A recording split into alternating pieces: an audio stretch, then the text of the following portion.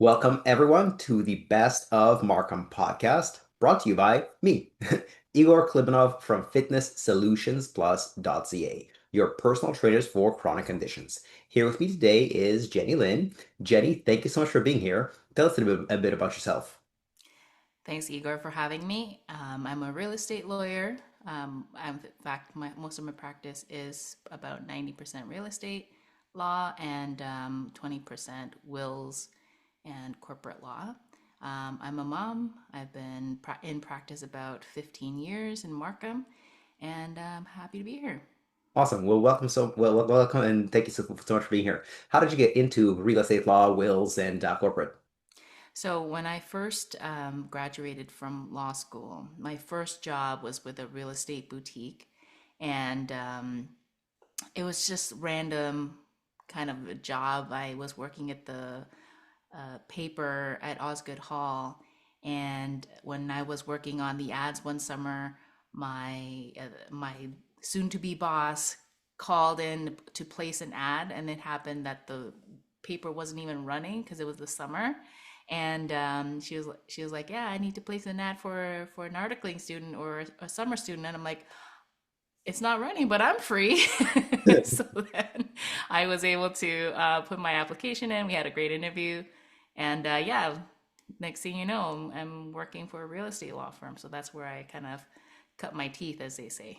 Beautiful. And then fast forward a few years down the line, and you have your own law firm. What Yeah. did you decide to go from working for somebody else to working for yourself? Oh man. So my parents have always been business owners. They ran a restaurant and also previous to that a dry cleaners. Mhm. And so I knew what kind of business ownership looked like. And I started working for someone, but then I didn't like necessarily that all the extra hours I was putting in was going in someone else's pocket. So Yeah. I think that was the main thought process. But honestly, like, it was sort of like I guess, voluntary decision. Because when I actually left that job was because they didn't actually have any more work for me. So I worked with that firm for a few years, and then recession hit a little bit, and then they were like, "Well, we don't have enough work for you." So I was out on my own, and I said, instead of looking for another job elsewhere, where I was going to have those feelings about, "Oh, hey, I'm putting in so many hours," Yeah. um, I said, "Okay, I'm gonna try to do it on my own," and that set me off on the entrepreneurship path. Yeah, it's interesting to hear from other entrepreneurs what gets them into entrepreneurship. Some of them have a moving towards something versus a moving away from something. For Mm. example, the towards something motivation is I want to make more money, I want to have more freedom, I want to call my own shots, etc. The away from something is I didn't like my old life, I didn't like my boss, I didn't like that kind of work, so I did it on my own. So Mm. interesting to hear from both perspectives. It sounds, I mean, for me, it might have been a combination. Like I Yeah, knew, I even when I was working for my boss, I was like, I knew eventually at some point I wasn't going to be working for her forever. I knew I was going to be on my own. I just didn't know it was going to be that quick. yeah, I actually had a very similar background. Like in 2010 was my last job before I started my business. Like October 2010 is when I started my business. So almost, yeah, yeah, Yeah, exactly. So yeah. then, yeah, mine was March of 2010. So we were all maybe we were affected by the same recession. Yeah, exactly. I mean, yeah, I mean, on the one hand, I was already doing a bit of freelance work as a personal trainer while concurrently working as a personal trainer for a gym. The plan all along was to make my freelance grow enough that I didn't need the job. That plan was kind of cut short because I didn't like my manager very much. Um, so it was just like your combination of away from that job, but also towards running my own business. And Hmm. when I was starting my own business, I never thought about making a lot of money. I just wanted to make adequate money, like on par with basically a physiotherapist. I'm doing way better than that now, but that was just my motivation at that time. But yeah, very, very interesting. Yeah. What do you like most about being in law as well as being running your own practice, being an entrepreneur? Um, what I liked about my practice, it's interesting. That first job really, I think, shaped my career path a little bit, not only in the picking the field that I want, but also kind of thinking about what I like about being a lawyer.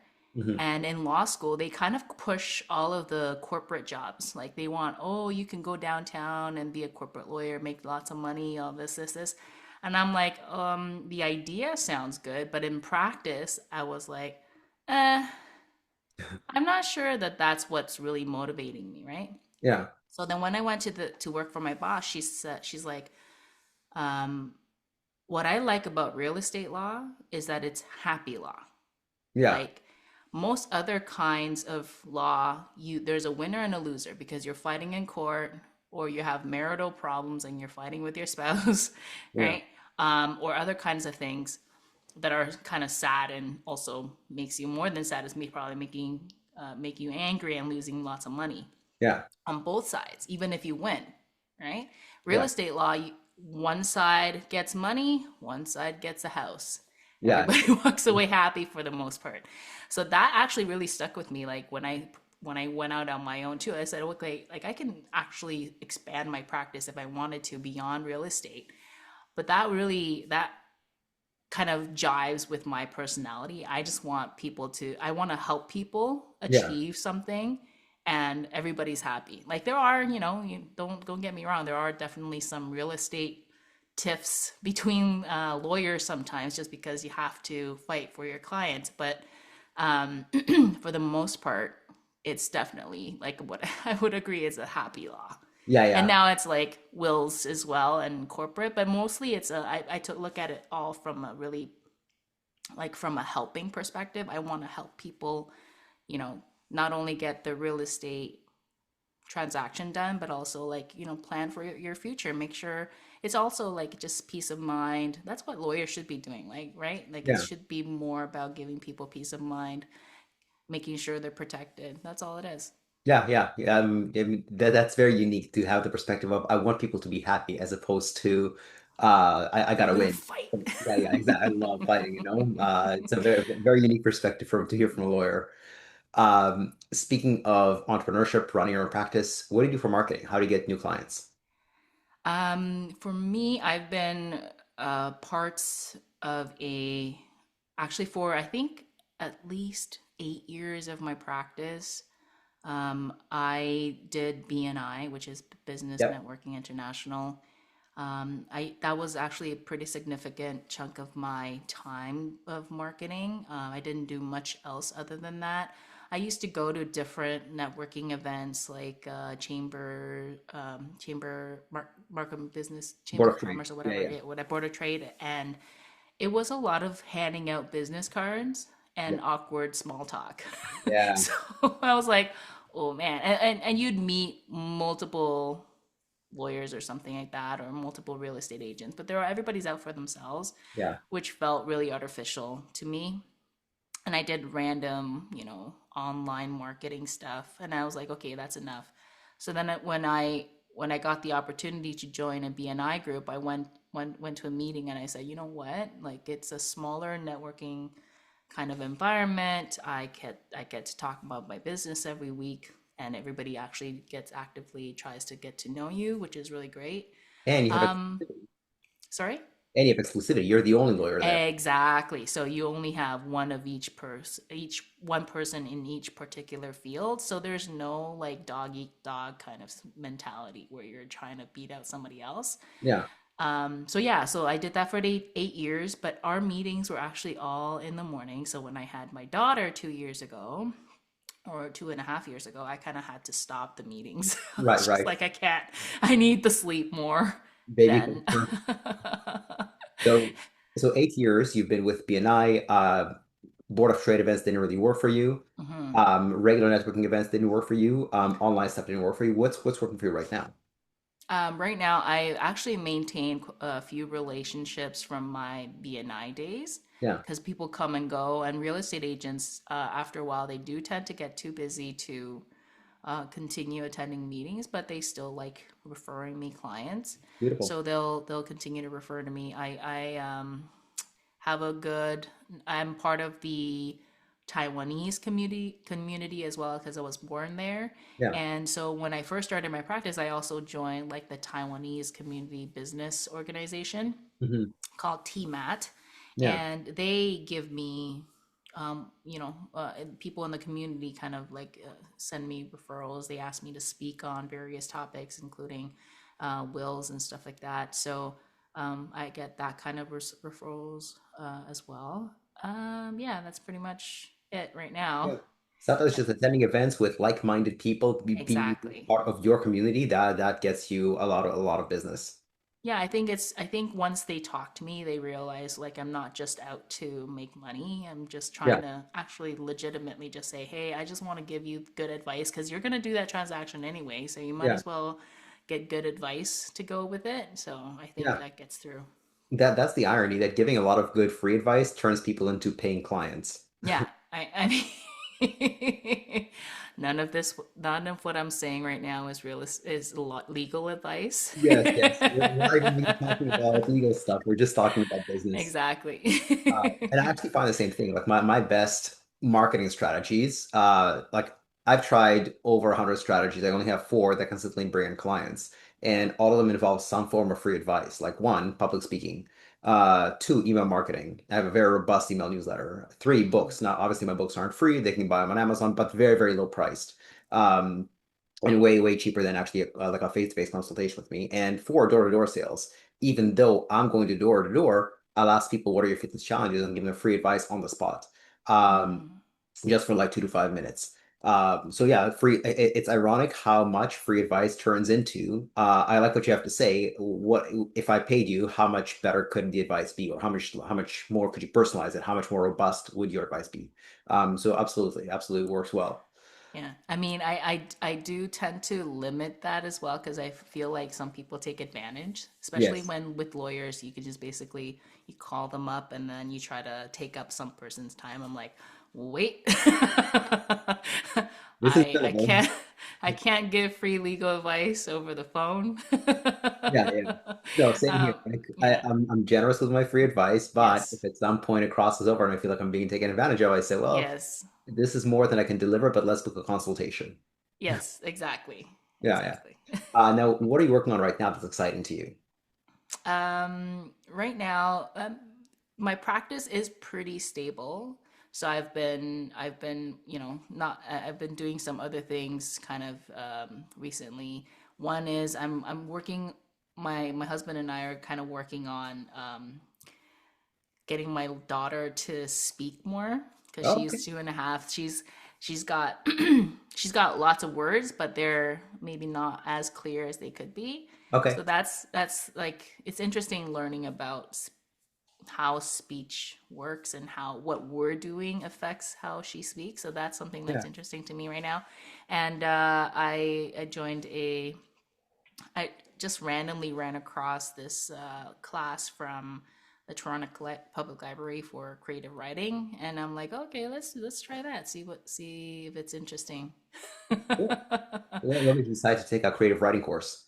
Well, I always enjoyed writing. I think that was part of what got me into the legal field, that like one of those paths that kind of like converge into law. But I was like, I haven't picked up and written anything creative in a while because most of my writing right now is just emails.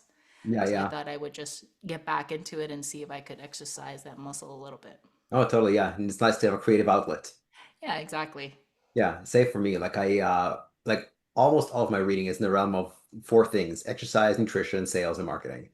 Um, so it's nice to occasionally do stuff that's not that. I don't necessarily do creative reading or creative writing, but my outlet is like tennis. Oh, Um, nice. and I'm not good at it, but I enjoy it. That's okay.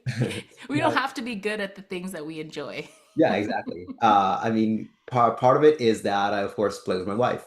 Um, Oh, and nice. Yeah. so and so I don't want to get so good that the game is not competitive.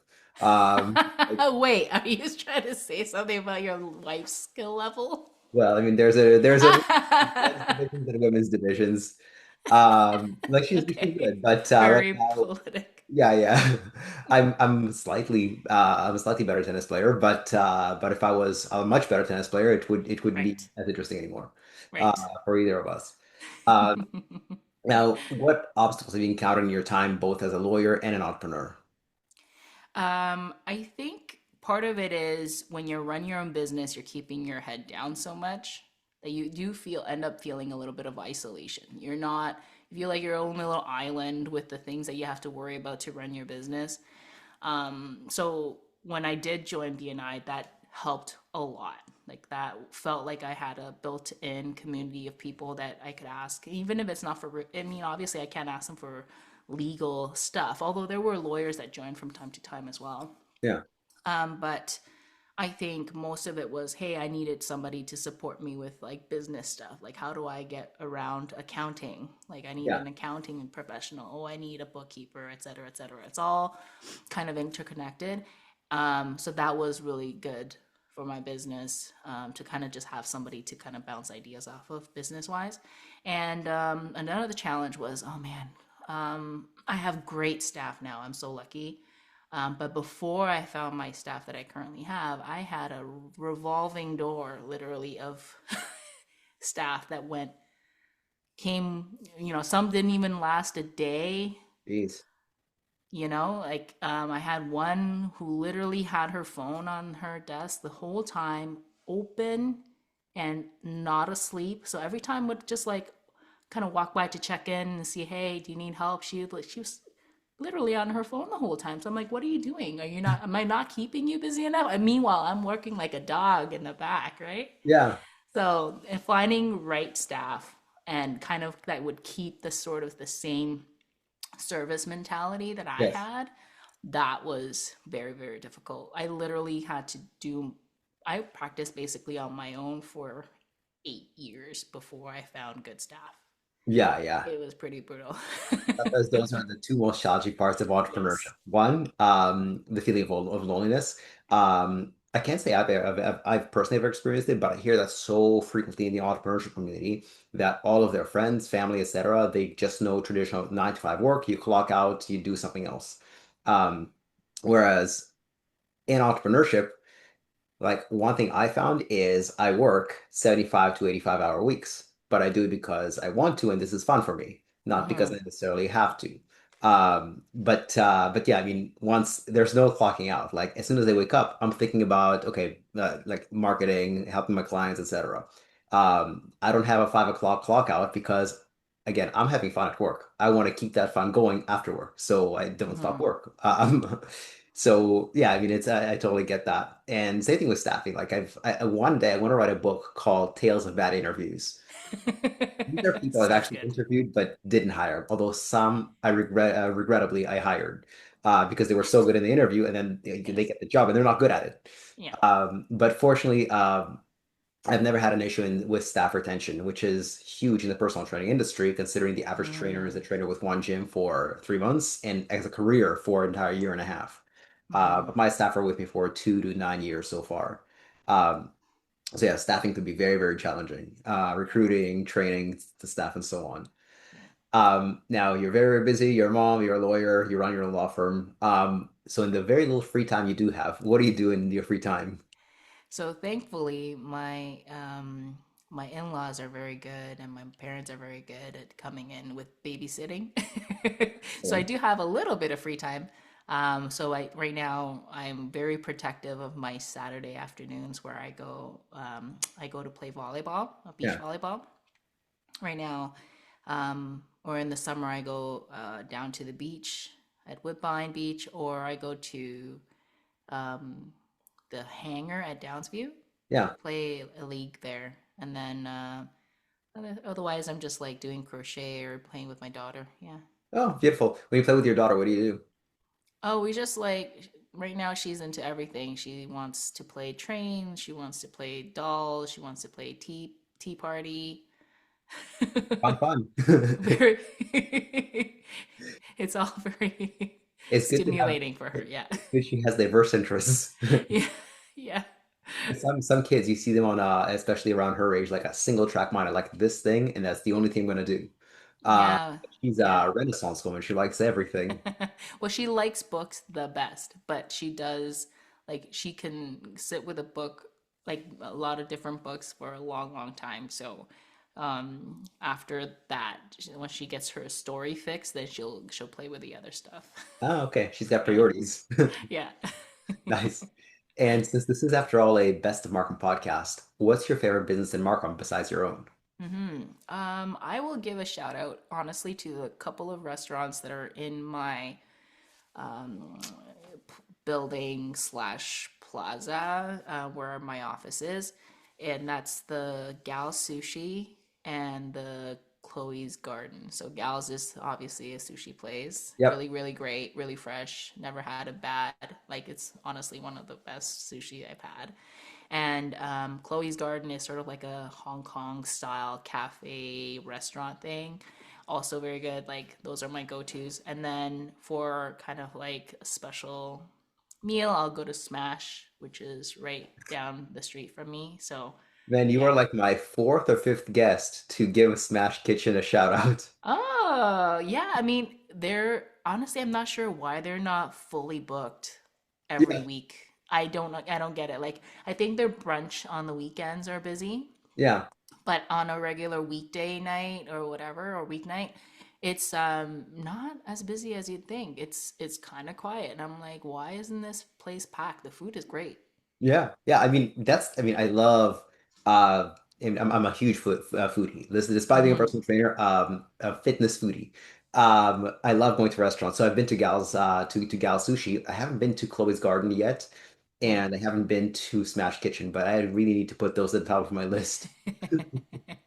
It's great. Like honestly, again, if you're just you don't want to wait in long lines for a table. It always seems like there's a table there. Well, that's Maybe it's amazing. just the time I go. Yeah, I mean, I'm a mom now, so all of my dinner times are like super early. yeah, it's super early and crunched. Yeah. And lastly, how can our viewers and listeners get in touch with you?